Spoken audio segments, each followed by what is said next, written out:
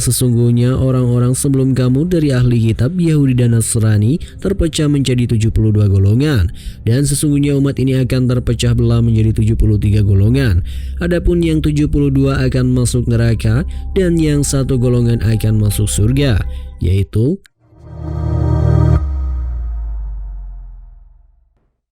Assalamualaikum warahmatullahi wabarakatuh, teman-teman Muslim Speak Up. Selamat datang di channel Muslim Speak Up, dan kali ini Anda tengah menonton tayangan pada segmen MSupedia, di mana pada segmen ini Anda akan menemukan pengalaman dari berbagai informasi seputar Islam.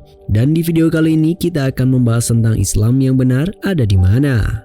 Beberapa zaman telah berlalu dan kita selalu dibuat kebingungan tentang letak Dinul Haq berada di aliran Islam yang mana. Seperti yang kita ketahui bahwa sudah jelas jika Islam itu adalah agama yang benar sesuai dengan firman Allah SWT yang berbunyi, sesungguhnya agama yang diridhoi di sisi Allah hanyalah Islam. Tiada berselisih orang-orang yang telah diberi Alkitab kecuali sesudah datang pengetahuan kepada mereka. Karena kedengkian yang ada di antara mereka, barang siapa yang kafir terhadap ayat-ayat Allah, maka sesungguhnya Allah sangat cepat hisabnya. Quran Surat Ali Imran ayat 19. Namun masalahnya ialah di dalam tubuh Islam sendiri banyak terjadi perpecahan dikarenakan sikap sektarian dan berpegang pada sosok tertentu selain kepada Rasulullah SAW. Hal ini diungkapkan oleh Syekh Abdullah Al-Ubailan yang mengatakan bahwa sebab utama perpecahan adalah sikap sektarian dan suka bergolong-golongan pada diri sebagian kaum muslimin terhadap suatu kelompok tertentu, jamaah tertentu, atau sosok tertentu selain Rasulullah SAW dan para sahabatnya yang mulia. Al-Isbah halaman 85. Allah Subhanahu wa Ta'ala berfirman, sesungguhnya orang-orang yang memecah belah agamanya dan mereka menjadi bergolongan, tidak ada sedikit pun tanggung jawabmu kepada mereka. Sesungguhnya urusan mereka hanyalah terserah kepada Allah. Kemudian Allah akan memberitahukan kepada mereka apa yang telah mereka perbuat. Quran Surat Al-An'am ayat 159. Mengenai ayat tersebut, Syekh Abdurrahman bin Nasir As-Sa'di berkomentar, ayat tersebut menunjukkan bahwa agama memerintahkan untuk bersatu dan bersepakat, dan agama ini melarang tidak perpecah belahan dan persengketaan bagi segenap pemeluk agama Islam dalam seluruh persoalan agama yang pokok maupun yang cabang. Tafsir Al-Karim Ar-Rahman halaman 285. Walaupun begitu, Rasulullah SAW sendiri sudah bernubuwah bahwa umat Islam akan terpecah belah. Berikut bunyi lengkap hadisnya dari Abu Amir Al-Huzani, Abdullah bin Luhai, dari Muawiyah bin Abu Sufyan bahwasanya ia, Muawiyah, pernah berdiri di hadapan kami.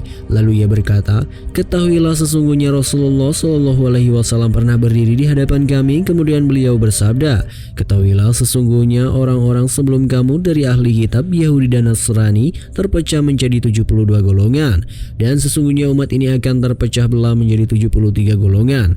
Adapun yang 72 akan masuk neraka dan yang satu golongan akan masuk surga, yaitu Al-Jamaah. Hadis riwayat Abu Dawud nomor 4597. Selain hadis tersebut juga terdapat hadis-hadis lain yang diriwayatkan oleh Tirmizi, Ibnu Majah, dan Ibnu Hibban. Seluruh hadis-hadis tersebut derajatnya hasan, bahkan menurut beberapa ulama seperti Ibnu Hazm, Imam Asy-Syaukani, dan bahkan Dr. Yusuf Qaradawi mengatakan bahwa kalimat yang berbunyi semua di neraka kecuali satu golongan, aku dan sahabatku, dengan berbagai varian kalimat bermakna sama merupakan hadis dhaif, dan bahkan Ibnu Hazm tegas mengatakan bahwa kalimat tersebut palsu. Alasannya ialah tidak mungkin Rasulullah SAW menetapkan umatnya sendiri masuk ke dalam neraka kecuali jika tidak kekal di dalamnya. Namun walaupun begitu, terdapat beberapa pelajaran berharga mengenai hadis tersebut. Di antaranya ialah memahami bagaimana menjalankan Islam dengan benar. Allah Subhanahu wa Ta'ala berfirman, dan berpeganglah kamu semuanya kepada tali agama Allah, dan janganlah kamu bercerai-berai, dan ingatlah akan nikmat Allah kepadamu ketika kamu dahulu masa jahiliyah bermusuh-musuhan. Maka Allah mempersatukan hatimu, lalu menjadilah kamu karena nikmat Allah orang-orang yang bersaudara, dan kamu telah berada di tepi jurang neraka. Lalu Allah menyelamatkan kamu daripadanya. Demikianlah Allah menerangkan ayat-ayatnya kepadamu agar kamu mendapat petunjuk. Quran Surat Ali Imran ayat 103. Lafaz bihablillah di sana bisa diterjemahkan dengan iman, karena iman dinisbatkan maknanya dengan tali. Al-Hablu sendiri bermakna sebab yang bisa mengantarkan pada tercapainya cita-cita atau tujuan. Maksud dari dinisbatkannya iman kepada Al-Hablu karena iman merupakan sebab bagi tercapainya tujuan, yaitu hilangnya rasa takut atau kekhawatiran. Ibnu Mas'ud sendiri berkata bahwa yang dimaksud Al-Hablu dari ayat tersebut ialah jamaah. Karena itulah ayat tersebut bermakna wajibnya untuk berjamaah. Ibnu Mas'ud menerangkan bahwa sesungguhnya jamaah merupakan tali Allah yang dengannya Allah menyampaikan perintah. Tafsir Al-Baghawi 2:103. Al-Qurtubi menambahkan mengenai ayat tersebut bahwa sikap perpecahan condong pada kerusakan, sedangkan sikap berjamaah condong kepada keselamatan. Tafsir Al-Qurtubi 4:159.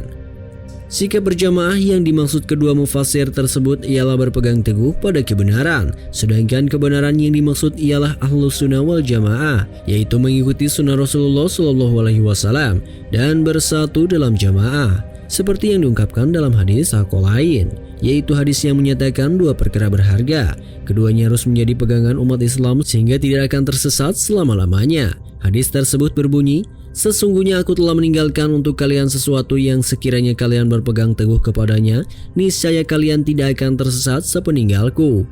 Salah satu dari keduanya itu lebih agung dari yang lain, yaitu Kitabullah atau Al-Quran. Adalah tali yang Allah bentangkan dari langit ke bumi, dan itrah ahlul baitku, dan keduanya tidak akan berpisah hingga keduanya datang menemuiku di telaga. Oleh karena itu perhatikanlah apa yang kalian perbuat terhadap keduanya sesudahku. Hadis riwayat Tirmizi nomor 3720. Sanad hadis tersebut banyak diriwayatkan oleh para sahabat sehingga derajatnya sahih. Walaupun begitu terdapat satu lagi hadis Saqalain yang berbunyi berbeda dan sanadnya lebih lemah dari hadis di atas. Hadis tersebut berbunyi, aku telah tinggalkan kepada kamu dua perkara, kamu tidak akan sesat selama berpegang kepada keduanya, yaitu kitab Allah dan sunnah Rasulnya. Hadis riwayat Al-Hakim, Imam Malik, Al-Baihaqi, dan Ibnu Hazm. Mayoritas ulama lebih memprioritaskan hadis Saqalain yang menyebutkan itrah ahlul bait ketimbang sunnah. Tetapi walaupun begitu, Ahlus Sunnah wal Jamaah ditetapkan oleh hampir seluruh ulama sebagai Islam yang murni karena berpegangan terhadap kebenaran, yaitu berdasarkan Al-Quran, Sunnah Rasulullah SAW, mencakup perkataan, perbuatan, sifat, dan sikap Rasulullah SAW, dan itrah ahlul bait yang beruswah kepada Rasulullah SAW. Wallahu alam. Terima kasih telah menonton tayangan ini, mudah-mudahan bermanfaat. Tetap support kami dengan menekan tombol like, comment, dan subscribe. Dan jangan lupa buat aktifkan tombol loncengnya supaya kalian gak ketinggalan info-info menarik selanjutnya.